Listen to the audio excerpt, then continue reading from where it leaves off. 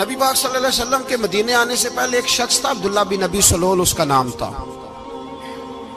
تو مدینے والے لوگ اس کو اپنا پیشوا مانتے تھے، اوس بھی خزرج بھی، اس کی تاج پوشی بھی کی، بڑی اس کی منتا تھی۔ جب حضور آ گئے تو اس کا کاروبار بند ہو گیا۔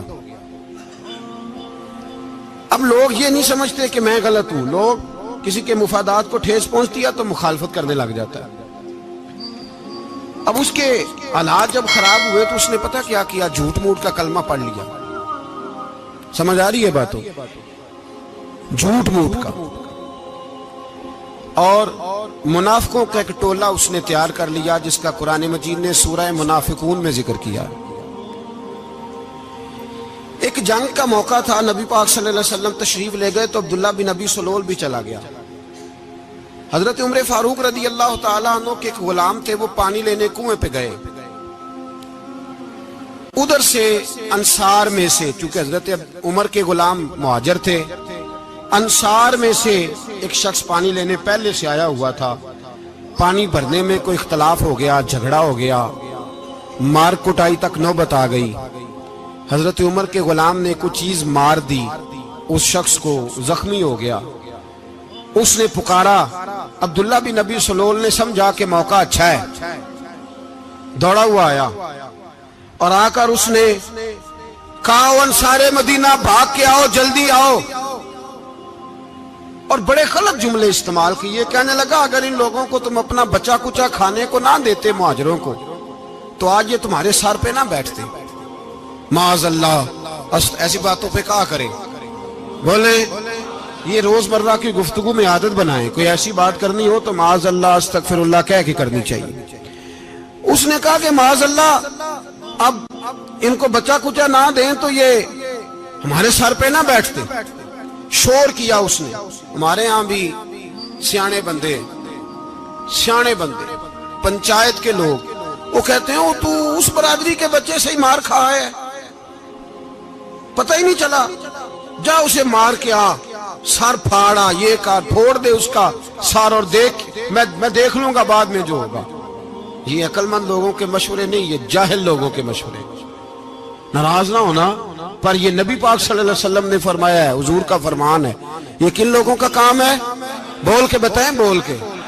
پڑھے لکھے سیانے بندے اس طرح کے مشورے یہ بالکل نہیں دیتے، جاہلوں کا کام۔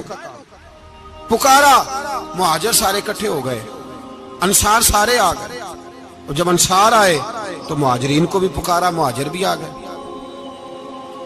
اب وہ گتھم گتھا ہونے لگے تو کسی نے جا کے محبوب پاک کے کان میں کہا، یا رسول اللہ وہاں تو مہاجر انصار لڑنے لگے، وہ پرانی لڑائیاں پھر سے جاگ گئی ہیں۔ نبی پاک تشریف لائے، حضور نے وہاں لفظ بیان کیے، فرمایا یہ تم نے کیا جاہلوں جیسا کام شروع کیا ہوا ہے؟ یہ کون سا کام ہے؟ اللہ کرے ہم سب اس کام سے باز آ جائے، آمین تو کہنا۔ اور تو اس برادری دے منڈے کوئی مار کھائے، برادری کیا ہوتی ہے؟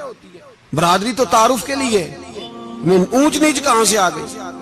کہا میرے رسول پاک علیہ الصلوۃ والسلام نے، فرمایا تم جاہلوں جیسے کام کر رہے ہو۔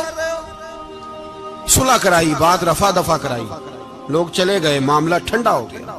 لیکن عبداللہ بن سلول نے کہا کہ میں یہ موقع خالی نہیں جانے دوں گا۔ پھر گیا وہ اور جا کے انصار مدینہ سے کہنے لگا، ایک دفعہ جا لینے دو مدینے، تم نے میری بات نہیں نہ سنی، جو وہاں بڑے سردار بیٹھے ہیں ان سے بات کروں گا، اور معاذ اللہ ثم معاذ اللہ ہم ان بے عزت لوگوں کو مدینے سے نکال دیں گے، وہاں صرف عزت والے رہیں گے۔ یہ غلط جملے اس نے ادا کیے جس کو قرآن پاک نے سورہ منافقون میں بیان فرمایا ہے۔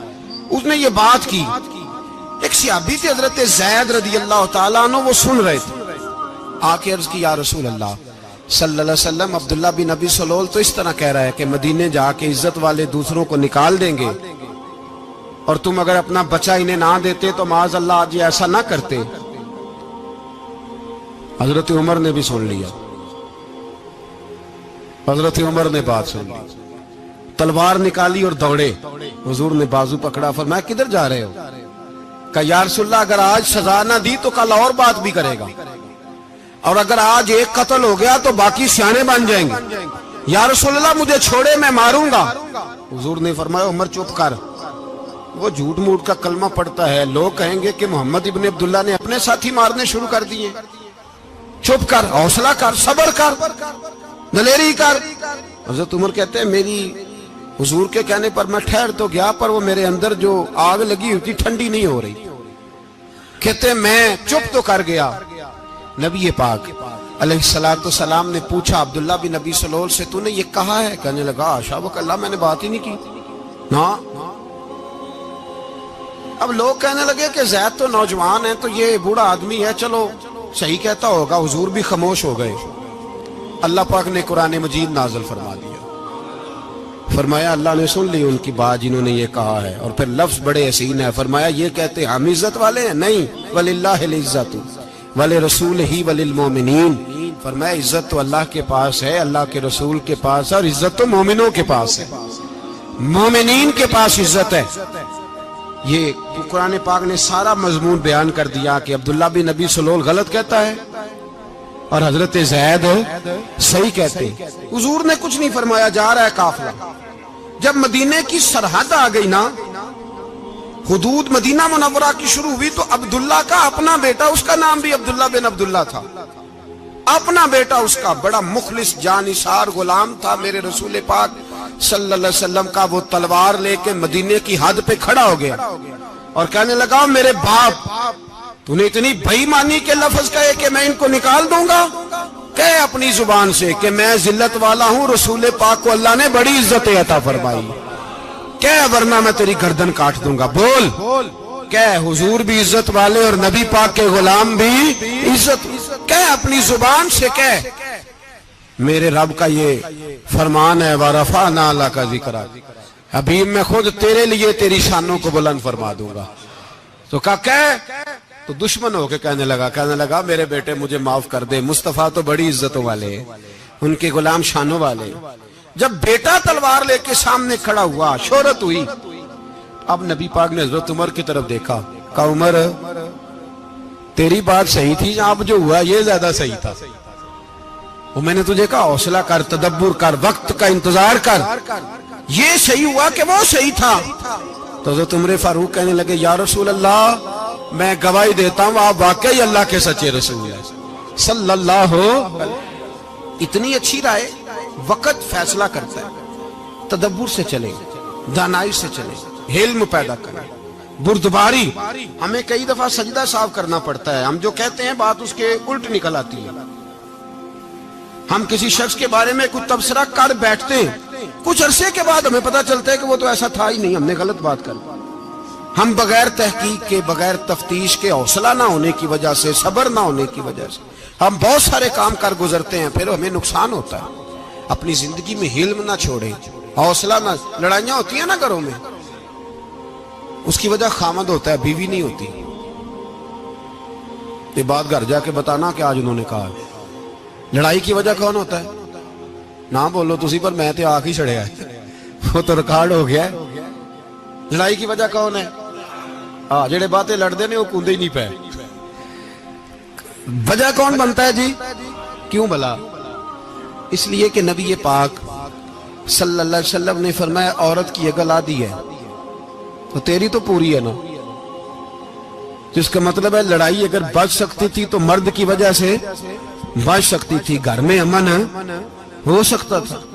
کہتے ہیں جی بڑی بیوقوف ہے، میری سنتی نہیں۔ تو میں نے کہا جو اس سے بحث کر رہا ہے وہ سیانا ہے؟ بولیں، جو بحث کر رہا ہے وہ عقل مند ہے؟ بندہ تو چلو تھا وہ دانشور، شیکسپیئر، باتیں بعض اوقات اس کی کچھ ایسی ہیں۔ اس سے کسی نے پوچھا تھا عورتوں سے کون جیت سکتا ہے بحث میں، تو اس نے کہا تھا وہ جو ان سے بحث نہ کرے، جو ان سے بحث ہے۔ تو بھائی تو وجہ اس لیے کہ حوصلہ تو نہیں کرنا تھا۔ نبی پاک علیہ السلام نے فرمایا بی بی ٹیڑھی لکڑی ہے، سیدھی کرنے کی کوشش کرو گے تو ٹوٹ جائے گی، سیدھی تو پھر کتنا بیوقوف ہے جو پتھر سے سر رگڑ رہا ہے، کتنا نادان ہے جو یہ حرکت کر رہا ہے، دریا میں چھلانگ لگا کے کہتا ہے ڈوبوں گا نہیں۔ تو بھائی حوصلہ پیدا کرے، علم پیدا کرے۔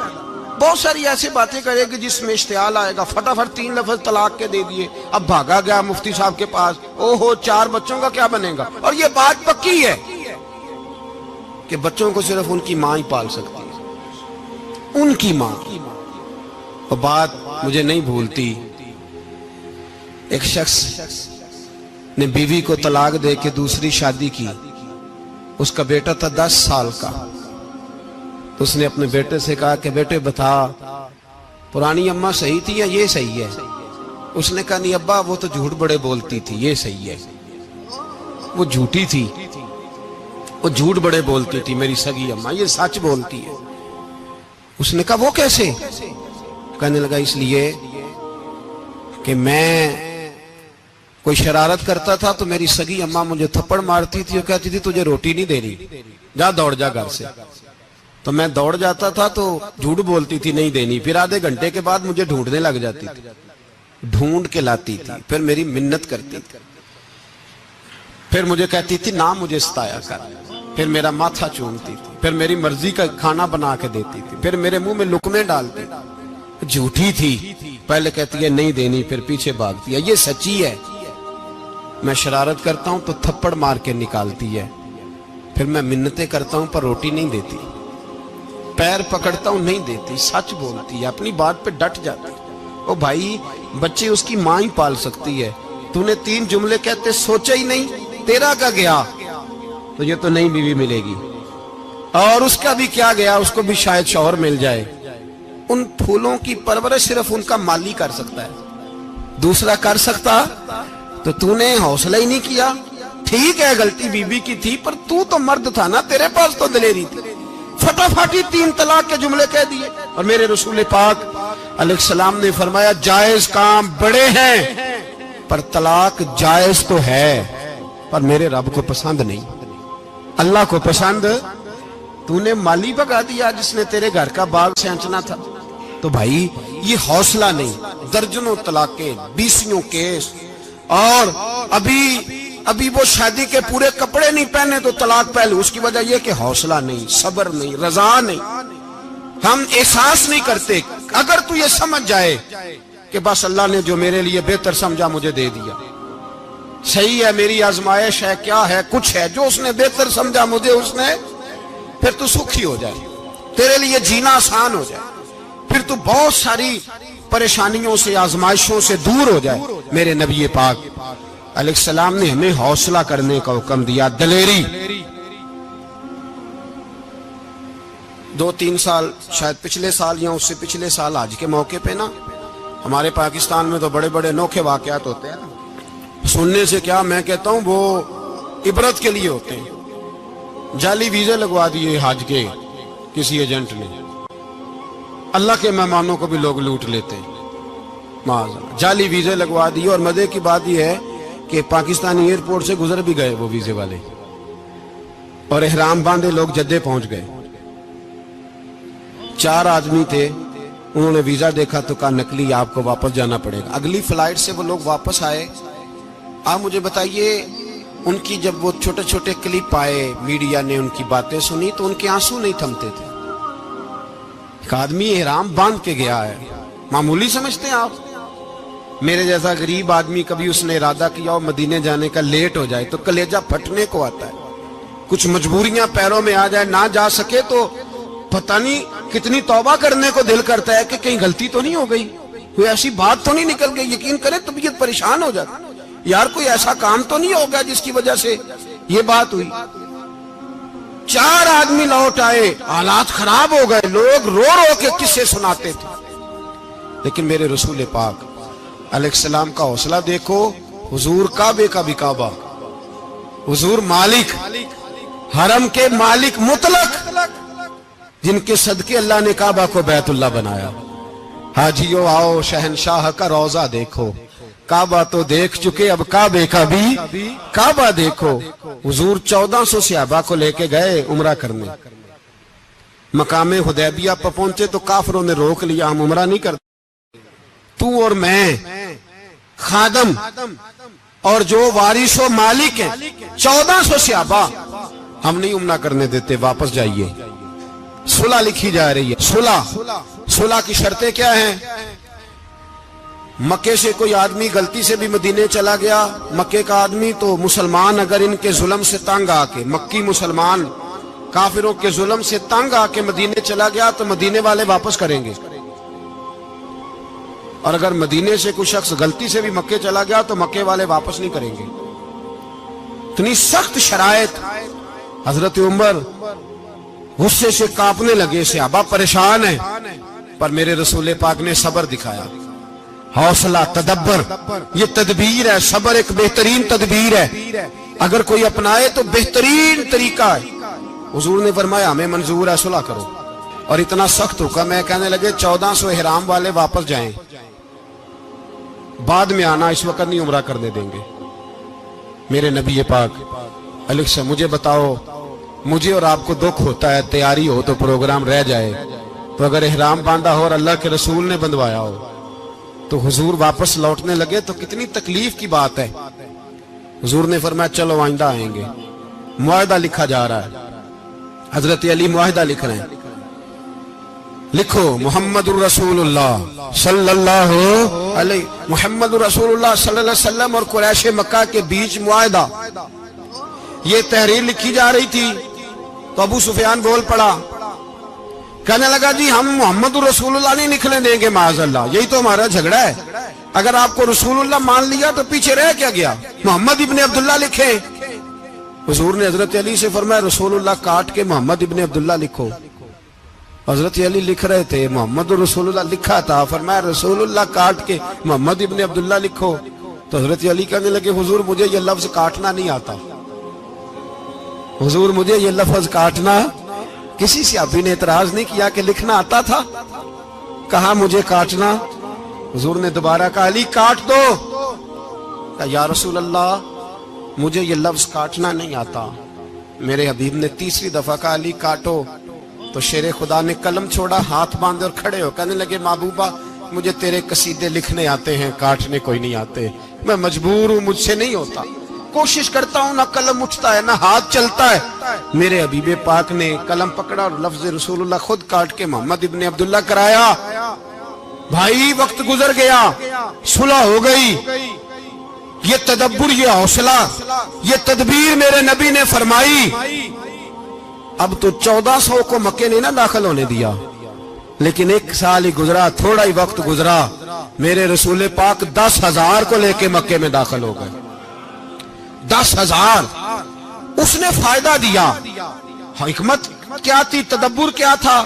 قریش روز لڑائی کرنے آ جاتے تھے, تبلیغ ہی نہیں کرنے دیتے تھے. ان سے صلح ہو گئی تو نبی پاک نے کیسر کو خط لکھا, کیسر روم کو, ہرکل کو. دور دراز تبلیغ پھیل گئی, مسلمان 100,000 سے زیادہ ہو گئے. ان کی طرف سے اب وہ لڑائی بند ہو گئی. میرے حبیب پاک علیہ السلام کے حوصلے نے کمال دکھایا, اس تدبیر نے فائدہ دیا امت مسلمہ کو. 10,000 کا لشکر لے کے حضور کعبے میں داخل ہوئے. کل جو ابو سفیان کہتے تھے نا محمد رسول اللہ لکھنے نہیں دوں گا, آج وہ خود کہہ رہے تھے اشہد ان لا الہ الا اللہ واشہد ان محمد رسول اللہ صلی اللہ علیہ. کل جو کہہ رہے تھے کہ میں یہ لفظ نہیں لکھنے دوں گا, آج ابو سفیان کی حویلی میں لاکھوں لوگ, ہزاروں لوگ بیٹھے تھے اور سارے کہہ رہے تھے محمد الرسول اللہ محمد الرسول اللہ محمد الرسول اللہ صلی اللہ علیہ وسلم. میرے محبوب کی تدبر نے, فقاہت نے, اور پھر کمال ہوا. 1400 کہاں اور 1,44,000 کہاں. 1400 کہاں اور 1,44,000. 1400 کو نہیں جانے دیا عمرہ کرنے. میرے رسول پاک 1,44,000 کو لے کے حج کرنے چلے گئے. حضور نے حج کیا, ہر طرف لبیک لبیک کی صدائیں بلند ہوئی. یہ میرے نبی پاک کا تدبر ہے, حوصلہ ہے. اگر وقتی طور پہ حوصلہ کر جاؤ گے, دلیری کر جاؤ گے, آنے والا وقت آسان ہو جائے. حوصلہ نہیں, صبر نہیں, سکون نہیں, 2-4 باتیں, یہاں تک کہ لوگ ابا جی کی بات برداشت نہیں کرتے, ایسے جملے کہہ دیتے ہیں جو دوبارہ پلٹ کے نہیں آتے. ماں کو لفظ نہیں بولتے, باپ کی روح تک چھلنی کر دیتے ہیں وہ جملے. لیکن لوگ اس وقت حوصلہ کرنے, اور ہم پنجابی لوگوں نے تو گنجائش ہی بڑی دے دی ہے. کہتے بچہ ہے جے ایک ہی ہے, ایک میں حوصلہ کرے کی ہے ماشاءاللہ. تو اگر جوان ہو گیا تو کہتے ہیں گرم خون ہے, مکہ کم. اگر بوڑھا ہو گیا تو کہتے ہیں بوڑھوں میں حوصلہ نہیں ہوتا, نہ بچے میں نہ. تو کس میں حوصلہ ہوگا, بولے کسی میں بھی نہیں. چھٹی سب کو فتویٰ مل گیا نا, یہ بچہ ہے جی, ابھی یہ تو بچہ ہے, آپ تو سیانے بیانے ہیں, یہ بچہ ہے. کمال ہو گئی ہے بھائی, کیا مطلب ہے بچہ ہے؟ بچے کو سارا پتہ ہے, ہر چیز اسے آتی ہے, حوصلہ کرنا ہی نہیں آتا. اور پھر کہہ دیا وہ تو گرم خون ہے. وہ کیا بات کرتے ہو, گرم خون؟ ابے کے گلے پڑ گیا گرم خون, اس کو کھڑا کرو نا ایس پی کے سامنے اور اس کو مار تھپڑ اس کے منہ پہ, تیرے گرم خون کا پتہ چلے. غریب کے یہ گلے پڑ گیا, اس کو کھڑا کرو ایس ایچ او کے سامنے, پھر پتہ چلے گا خون کتنا گرم ہے. وہاں بالکل چپ ہے, بالکل خاموش ہے. اور گرم خون اس کا صرف اماں کے لیے, جلال صرف رہ گیا اگر غریب گھر کی بیٹی بیاہ کے لایا تو صرف اس کے لیے. کوئی ایسی بات نہیں. ہم بڑے سیانے, ہمارا غصہ بڑا سمجھدار ہے, ہمارا وہ گرم خون بڑا سیانا ہے. وہ جہاں دیکھتا ہے کہ معاملہ ہلکا ہے تو وہاں وہ گرم خون جلال میں, اور جہاں دیکھتا ہے کہ سامنے والا تگڑا ہے تو وہاں وہ گرم خون فوراً ٹھنڈا ہو جاتا ہے. حوصلہ پیدا کریں. زندگی حوصلے مند لوگ جیتے, جو حوصلے مند نہیں ہوتے وہ تو زندگی کا ایک سال لطف سے نہیں جی پاتے. حوصلہ کریں, مسکرائیں. میرے نبی پاک صلی اللہ تعالی علیہ وسلم نے نا عثمان بن طلحہ, کعبے کی چابی ان کے پاس ہوتی تھی. تو حضور نے ایک دن فرمایا عثمان, اچھا یہ نہیں تھا کہ عثمان خاص لوگوں کو چابی کعبہ کھول کے دکھاتے تھے, بلکہ ان کو قریش کی جانب سے یہ حکم تھا کہ جو بھی تجھے کہے تو نے کعبے کا دروازہ کھول دینا. نبی پاک علیہ الصلوۃ والسلام نے نا ہجرت سے 2-4 دن پہلے کہا کہ عثمان ذرا چابی دو, میں نے کعبہ اندر سے دیکھنا ہے. بڑے ٹھنڈے دل سے ذرا سننا, ادھر دیکھو میری طرف, ادھر دیکھیے گا ذرا میرے بھائی. میں نے ایک بندے سے کہا یار پانی کی بوتل دینا دکاندار سے, ایک ہے اس نے کہہ دیا نہیں میرے پاس. اس بات کا کوئی غصہ بولیے, اور اگر وہ کہے سارے زمانے کو ملے گی آپ کو نہیں دینی, پھر بولیں میرا خیال ہے چپ کر کے ہنس کے آ جائیں گے, سوال ہی نہیں پیدا ہوتا. ہم کہیں گے مجھے نہیں نہ دینی, تو نے تو دکان اٹھا یہاں سے, بند کاری سے. کیا مطلب ہے سب کو دینی ہے تجھے نہیں دینی, کیا معنی ہے اس کا؟ لے کے جاؤں گا, جھگڑا ہوگا, بحث کریں گے. عثمان بن طلحہ سے حضور نے فرمایا دروازہ کھولو, کعبہ دیکھنا ہے. عثمان کہنے لگا میں ساری دنیا کو دکھاؤں گا, آپ کو نہیں دکھاؤں گا. کتنی سخت بات ہے, پر قربان جائیں رسول اللہ کے حوصلے پہ صلی اللہ علیہ. عثمان کہتے ہیں میں نے یہ بات کی تو نبی پاک مسکرانے لگے, اور میں اچھا نہیں دینی. تو حضور نے نا مسکرا کے اور میری کمر پہ تھپکی دی, فرمایا اچھا یاد رکھنا یہ چابی میں تجھ سے لے لوں گا, اور جس کو میرا دل کرے گا میں اس کو دوں گا. عثمان کہتے ہیں روز رات کو نبی پاک کے یہ جملے میرے کانوں میں گونجتے تھے کہ حضور نے فرمایا. کہتے ہیں جس دن پتا چلا نا نبی پاک 10,000 کا لشکر لے کے آ رہے ہیں, تو ابو سفیان میٹنگیں کر رہے تھے, مکے کے سارے سردار تیاری کر رہے تھے, اور میرے کانوں میں ایک ہی لفظ تھا کہ حضور نے فرمایا میں چابی لے لوں گا, پھر جس کو میں چاہوں گا اسے دوں گا. عثمان کہتے ہیں حد ہو گئی, وقت گزر گیا, حضور آ گئے, طواف فرمایا, اور طواف کے بعد میرے نبی پاک علیہ السلام نے فرمایا بلاؤ نا ذرا عثمان کو. عثمان کہتے ہیں میں چابی لے کے آیا تو دوسرا جملہ کوئی نہیں. ساڑھے نا کوئی بندہ مشورہ دے وہ دی نہ منیے, تے جے کام مونج ہو جائے نا جو نے مشورہ دیتا سی تے وہ نال ہی غوث پاک بن جاندا ہے. تینوں آکھیا سی نا فوراً ہی داتا علی اجمیری ہو جاندا ہے. وہ کہندا تینوں پتہ نہیں میں کڈا ولی اللہ, تینوں میں آکھیا سی میں انج نہ کر, اور بندہ پریشان ہوتا ہے کام الٹ ہو گیا, اور لاگوں آکھی جاندا ویکھو جی میں تے تانوں پہلوں ہی آکھیا سی. جی عجیب بات ہے, شیخ چلی کی طرح پیچھے پڑ جائے گا, میں نے تو پہلے ہی کہا تھا. او بس کر یار, اب تو خواجہ معین الدین اجمیری ہو گیا, بس کرو. مشورہ ہی ہوتا ہے, کسی کا مل جاتا ہے اور کسی کا نہیں لیا جاتا. فوری طور پہ بندہ اٹھ کے نہ تو ولایت کی 4تھی سیڑھی پہ چڑھ جائے گا, کہے گا میں تو ابدال وقت ہوں, میں کتب دورہ ہوں, میں نے تجھے کہا نہیں تھا. اب بس کر یار, کئی دفعہ مشورے صحیح ہوتے ہیں, کئی دفعہ صحیح. بولیے نبی پاک صلی اللہ علیہ وسلم کی احد کے دن خواہش یہ تھی کہ اندر رہ کے لڑنا ہے. جوان صحابہ نے کہا باہر جا کے لڑائی کرنی ہے, حضور نے باہر جا کے جنگ کی. بظاہر مسلمانوں کو شکست ہوئی. حضور نے ایک دفعہ نہیں کہا کہ میں نے تمہیں کہا نہیں تھا اندر رہنا ہے, بس ہو گیا جو ہو گیا. اب اس میں فٹافٹ اگلے کو حوصلہ دو، کوئی عرض نہیں یار. نبی پاک سب بولیے صلی اللہ علیہ وسلم، میرے حبیب پاک علیہ السلام نے نا کہا عثمان کو بلاؤ. عثمان آئے تو عثمان کہتے میں نے چابی دی تو میں تیار تھا، میں تیار تھا کہ اب میری بات ہوگی اور رسوائی ہوگی. لیکن کہتے ہیں قربان جائیں مصطفیٰ نے تو یہ جملہ بھی نہیں کہا کہ میں نے تجھے کہا نہیں تھا، یہ بھی نہیں کہا. حضور نے چابی لی، کعبے کے بت صاف کیے، نماز پڑھی، واپس آئے. فرمایا عثمان میرا وعدہ تھا تیرے ساتھ کہ جس کو میں چاہوں گا چابی دوں گا، یہ لو چابی میں تجھے ہی دینا چاہتا ہوں، لے لو رکھ لو. عثمان کہتے ہیں وہ چابی نہیں میرے طرف آ رہی تھی، میری طرف ایمان آ رہا تھا. وہ چابی نہیں آ رہی، ایمان آ رہا تھا میری جانب. کہتے ہیں میرے ہاتھوں میں چابی آئی اور میری زبان پہ کلمہ توحید جاری ہو گیا. بھائی تدبر، حوصلہ، صبر، رضا. ہمیں تو ٹائم بھی نہیں گزارنا آتا. گھر کا ماحول، گھر کے اندر رہ کے لوگ دکھی ہیں، اس لیے کہ ہماری طبیعتوں میں حوصلہ نہیں، ایک منٹ کے لیے نہیں، ایک سیکنڈ کے لیے بھی ہم یہ برداشت نہیں کرتے کہ چلو تھوڑا انتظار کریں، وقت کو دیکھیں، موقع کو دیکھیں. میرے نبی پاک علیہ السلام پہ اتنی مصیبتیں آئیں کہ پہاڑ پہ آتی تو وہ ریزہ ریزہ ہو جاتے، لیکن کسی مقام پر بھی حضور علیہ السلام شکوہ کرتے نظر نہیں آتے.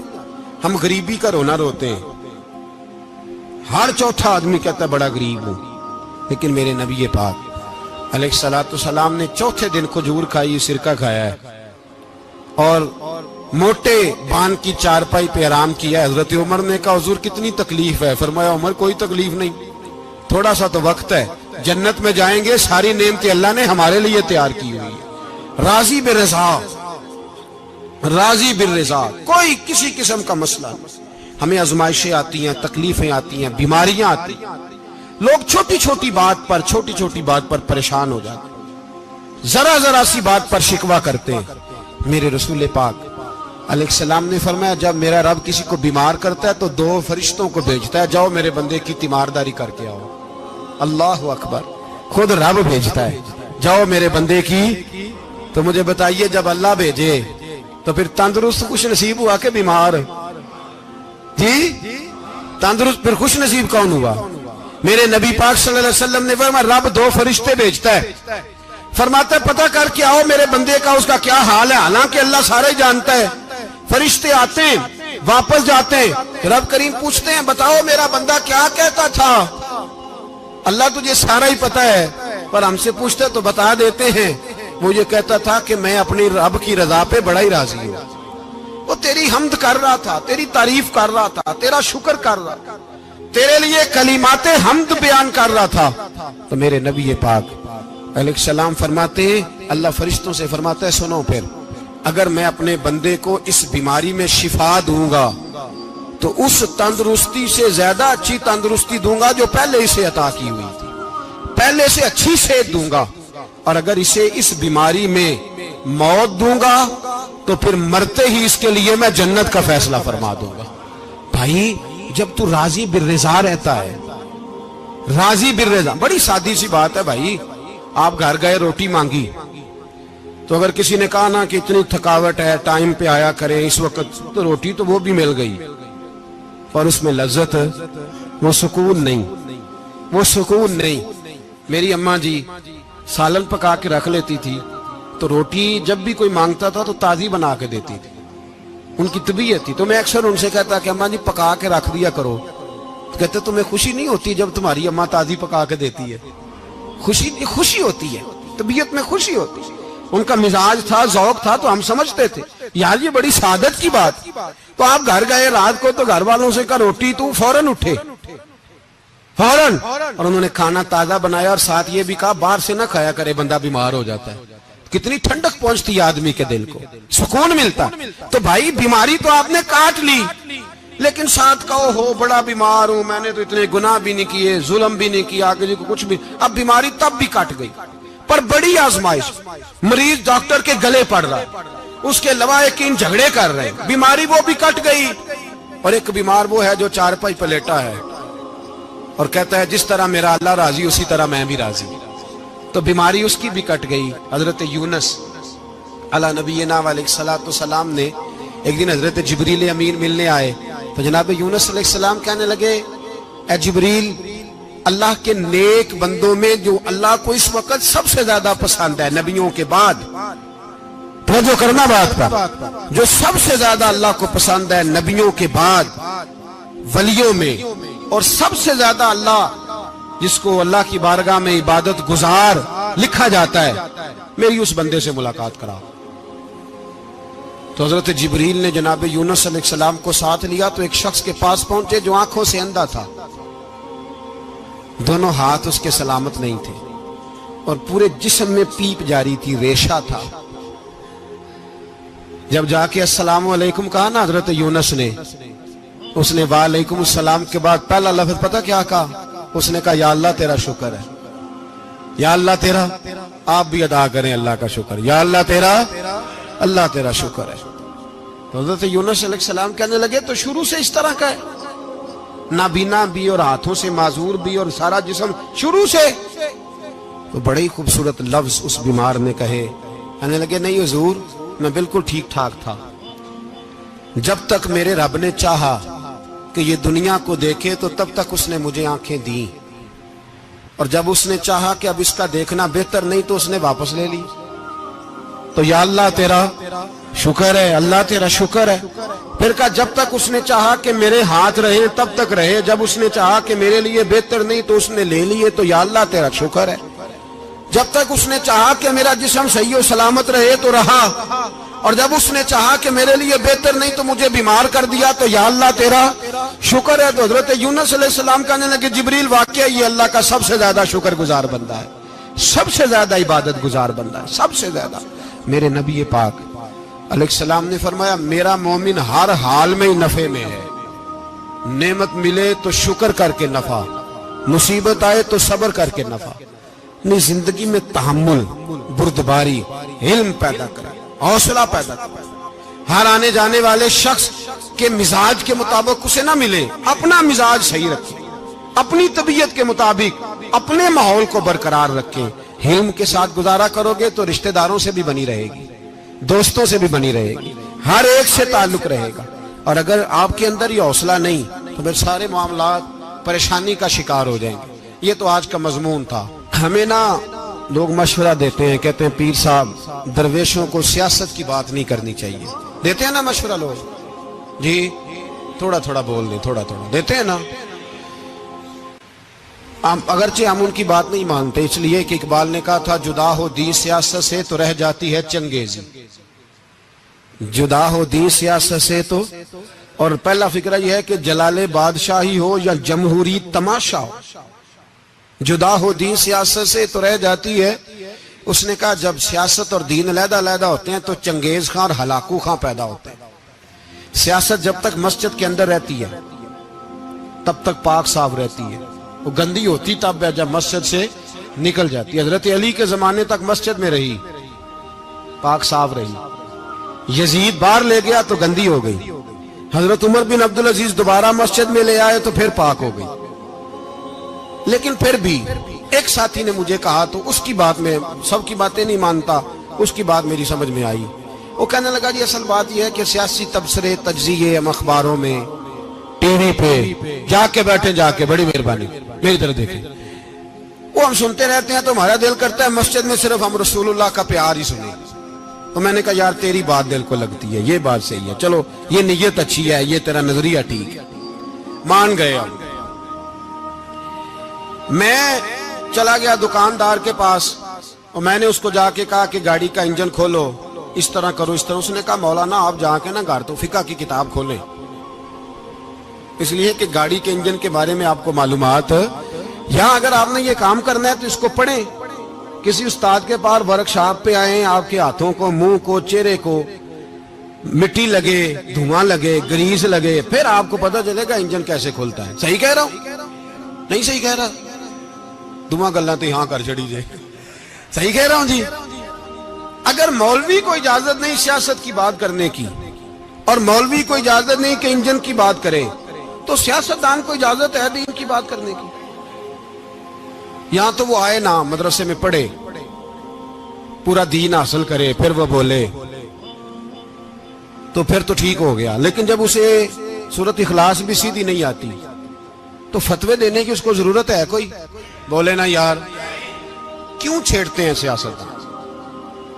ہم نہ پچھلے جمعے جلوس نکالنا چاہ رہے تھے ختم نبوت کی ترمیم کے حوالے سے، حکومت وقت نے کہا کہ ہم واپس لیتے ہیں، تو میرے بہت سارے دوستوں نے کہا جی نکالنا چاہیے، انہوں نے کیا کیوں؟ میں نے کہا یار لوگوں کو بھی پریشان نہیں کرنا چاہتے، ہماری اپنی سڑکیں ہیں، کسی کو بس ٹھیک ہے، انہوں نے واپس لے لی تو بات ختم ہو گئی، ہم مان گئے، تسلیم کر لیا۔ اتنا ہمارا مطالبہ ہے کہ اس آدمی کو ضرور سزا دو جس نے یہ ترمیم کی ہے، لیکن ہم نہیں کرتے، کوئی نہیں نکلے، نہیں نہ نکلے بولے۔ تو وزیر قانون صاحب کو کیا مصیبت بنی ہوئی ہے نیا فتویٰ دینے کی؟ کہ ہے کوئی شوق انہیں دینا چاہیے فتویٰ؟ کہتے نہیں مرضیوں میں ہمارے درمیان تھوڑا ہی فرق ہے۔ مجھے یوں لگتا ہے کہ یہ جان بوجھ کر کوئی نہ کوئی ایسی شرارت کرتے ہیں جس سے لوگ اشتعال میں رہے، جان بوجھ۔ حلم، حوصلہ، صبر ذات کے بارے میں تو ہے، لیکن اگر کوئی رسول پاک کی بے ادبی کرے تو پھر حوصلے کی بات ہے ہی نہیں، پھر تو جہاد کی بات ہے۔ اور میں دیانتداری سے مسجد میں باوضو بیٹھ کر جمعے کے دن مشورہ دیتا ہوں حکومت کو اور وزیر قانون کو مشورہ دیتا ہوں کہ نہ فرعون کی حکومت ساری زندگی رہی، نہ نمرود رہا، نہ جاج بن یوسف رہا، نہ یزید رہا، اور یار درباری بن کے حکمرانوں کی چاپلوسی کرتے کرتے تم یہاں تک آ گئے ہو کہ اب نبی پاک کی عزت کو ہاتھ ڈالنا شروع کر دیا ہے۔ اور آپ یقین کریں سیاسی جماعتوں کا اتنا برا حال ہے کہ ان کے لیڈر کے بارے میں کوئی بات کرے تو پاگل ہو جاتے ہیں یہ احتجاج کر کر کے، اور اس نے ڈائریکٹ کہہ دیا کہ ختم نبوت کا مسئلہ ہی کوئی نہیں، جو دین کی بنیاد ہے، کسی کو پرواہ نہیں۔ مجھے تو ان لوگوں کی فکر ہو رہی ہے جن لوگوں نے انہیں ووٹ دیے ہیں، وہ اللہ کو کیا جواب دیں گے۔ اور یہ اللہ ماشاءاللہ ساری سیاسی جماعتیں اس طرح کی۔ اور میرا وزیر قانون صاحب کو بھی مشورہ ہے کہ زندگی بڑی تھوڑی ہے، بڑی تھوڑی، اللہ سب کو معاف کرتا ہے، اپنے رسول کے غداروں کو معاف نہیں کرتا۔ اور یہاں تمہاری گاڑیوں پہ جھنڈے لگے ہوئے ہیں، وہاں بھی تمہارے جھنڈے لگیں گے، پر اس لیے لگیں گے کہ یہ غدار ہیں ناموس رسالت کے، یہ جھنڈے لگیں گے۔ شرم کرو اور ڈر جاؤ، بس کر دو، تمہارے منہ میں اب دانت پورے نہیں رہے۔ کوئی شوگر کا مریض ہے تو کوئی بلڈ پریشر کا، تو کوئی ہارٹ کا، تو کوئی کینسر کا۔ شرم کرو اور اپنی قبر کی بھی تھوڑی سی فکر کرو۔ بتاؤ پاکستان کے کتنے صدر گزرے، وزیر اعظم گزرے، تو ان کی قبریں کہاں ہیں؟ کوئی جاتا ہے ان کی قبروں پہ؟ کسی کو خبر ہے؟ کیوں اپنے لیے جہنم کٹھی کرتے؟ سارا کچھ دنیا داری رہ گئی ہے، سارا کچھ صرف یہی رہ گیا۔ حضرت ابو بکر سردار تھے، حضرت عمر سردار تھے قبیلے، حضرت عثمان سردار تھے، انہوں نے سرداریوں کو ٹھوکر مار کے رسول اللہ کے قدموں میں بیٹھنا پسند کی، سرداریاں چھوڑ کے غلام بن گئے۔ تم سرداریاں بچانے کے لیے رسول اللہ کی غداری کرتے ہو، شرم نہیں آتی؟ اور قوم شکوہ ہے مجھے ان لوگوں سے جو مولوی تو کہہ دیتے ہیں تو سیاست نہ کر، اور کسی سیاستدان کو منع نہیں کرتے کہ جب تجھے سورت فاتحہ بھی نہیں آتی تو تجھے کس نے اجازت دی ہے اتنی بڑی بات؟ اور میں نے پچھلے جمعے بھی کہا تھا، پھر کہتا ہوں اور آن دی ریکارڈ کہتا ہوں، مرزائی کل بھی کافر تھے، آج بھی کافر، اور قیامت تک، اور جو ان کے کفر میں شک کرے وہ بھی، اور پکا بے ایمان ہے، کافر ہے، وہ وزیر قانون ہو یا صوبائی ہو یا وفاقی ہو۔ من شک فی کفر ہی فقط کفر، جو مرزائی کے کفر میں شک کرے وہ بھی کافر ہے۔ ہمارے رسول آخری رسول ہے، ہم کسی کو یہ اجازت نہیں دیں گے کہ وہ ختم نبوت میں رکھڑا ڈالنے کی کوشش کرے، ہم کسی کو یہ اجازت ہے۔ اور تم نے قوم کو لوٹا، لوٹتے رہو، اب ایمان پہ ڈاکے تو نہ ڈالو۔ تمہیں دولت لوٹ کے پیٹ نہیں بھرا، اب ایمان لوٹنا شروع کر لیا۔ تمہارا فیکٹریاں لوٹ کر، قومی خزانہ لوٹ کر پیٹ نہیں بھرا، بھائی مانو اب دین بیچ کر اپنی حکومتیں پکی کرو گے۔ اور وہ لوگ بھی تیار ہو جائیں جو ان بھائی مانوں کو منتخب کرتے ہیں، ان سے بھی سوال کرے گا ختم نبوت کا موضوع قیامت کے دن کہ تم بتاؤ، ان کو سپورٹ کرتے تھے جو رسول اللہ صلی اللہ علیہ وسلم کے بعد بھی کسی نبی کو نبی ماننا درست جانتے تھے؟ شرم آنی چاہیے، خیال ہونا چاہیے۔ اور میں نے کہا کہ ہمارا دل نہیں چاہتا، آپ یقین کریں، ہمیں شوق ہے جلوس نکالنے کا، تمہارے خلاف باتیں کرنے کا۔ تم نے روز تھرمامیٹر نکالا ہوتا ہے، چیک کرتے ہو کہ ایمان کتنا ہے کتنا نہیں ہے۔ یہ پاکستان اگر صوبہ سندھ ہے تو حضرت عبداللہ شاہ غازی کا ہے، اگر بلوچستان ہے تو حضرت بابا عبد الرحمان کا ہے، اور اگر پشاور ہے تو وہ صوفیاء کا ہے، اور اگر یہ دھرتی پنجاب ہے تو یہ داتا علی اجویری کی ہے، یہ بابا فرید الدین کی ہے۔ اس میں کسی غدار کو قبضہ کرنے کی اجازت بالکل نہیں ملے گی، اور ہم وہ لوگ بھی نہیں جو چپ کر کے اندر سوتے رہیں، قوم جو کرتی ہے کرتی رہے، ہمیں پرواہ نہیں، نہ ایسی کوئی بات نہیں۔ کوئی بندہ نہ سمجھے کہ انہیں ہوش نہیں، انہیں پتہ نہیں، ہمیں سارا کچھ ہی آتا ہے۔ پھر اگر کل کو کوئی ممتاز قادری پیدا ہو گیا تو شکوہ نہ کرنا، کل کو کوئی پھر سے عامر چیمہ نکل آیا تو شکایت نہ کرنا، یاد رکھنا۔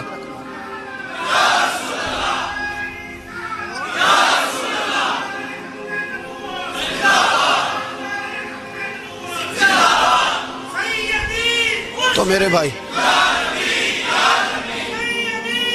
کھول کے بولے یا نبی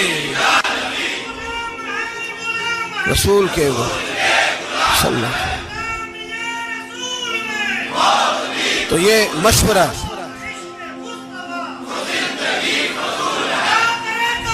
جزاک اللہ، تو یہ تمہیں مشورہ ہے۔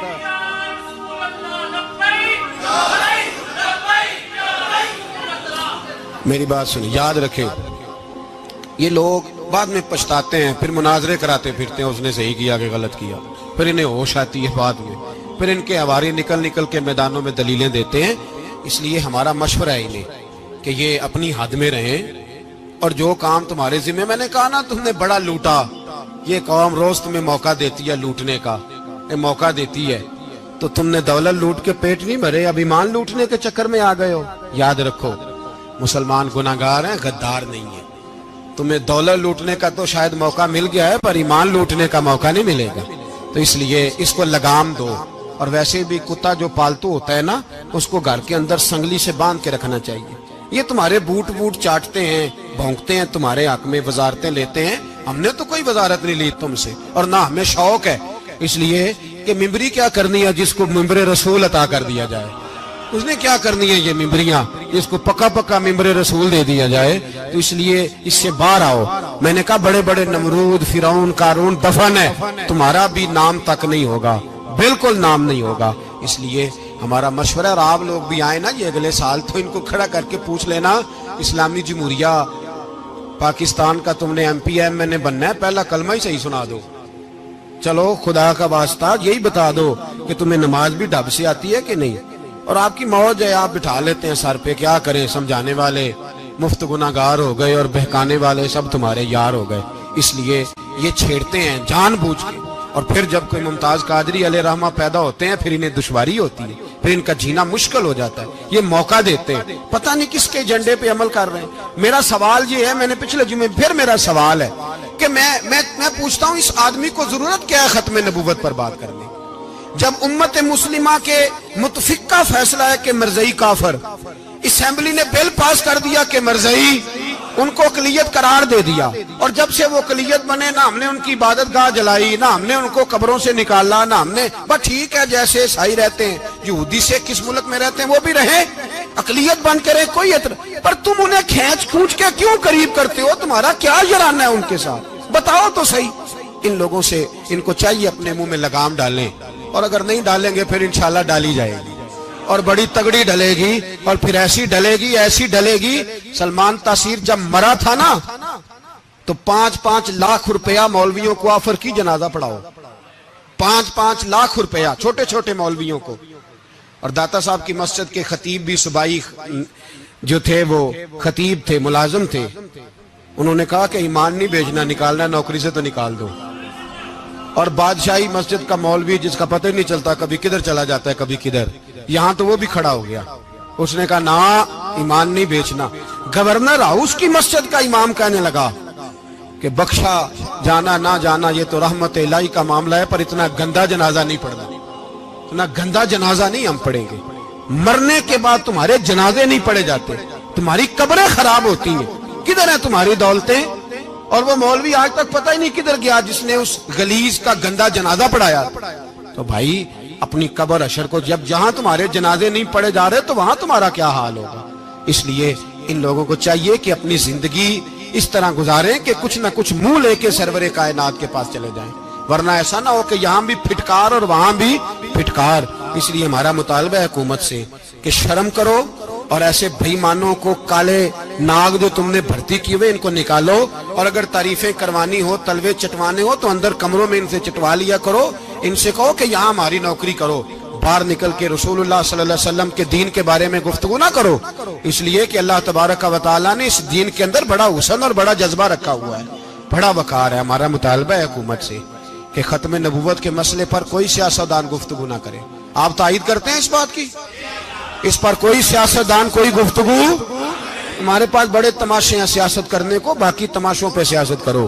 یہ رسول اللہ کی ناموس کا معاملہ ہے، یہ چھیڑنے کی تمہیں اجازت ہو؟ مجھے سمجھ نہیں آتی یار، جب بات ختم ہو گئی، اسمبلی نے بل واپس لے لیا، تو صوبائی وزیر قانون کو آخر تکلیف کیا ہے؟ آپ کے پاس جواب ہے کوئی اس بات کا؟ یہ بات ختم ہو گئی، ہم نے جلوس نہیں نکالنا، چھوڑ دیا، خاموش ہو گئے. علماء نے میٹنگیں بلائی تھی، کینسل کر دی، ٹھیک ہے جی بات. اب دوبارہ سے کیوں چھیڑتے ہو؟ پھر کہتے ہیں احتجاج ہوتا ہے، شور ہوتا ہے. تم خود ایسی حرکتیں کرتے ہو جس سے افراتفری پیدا ہوتی ہے.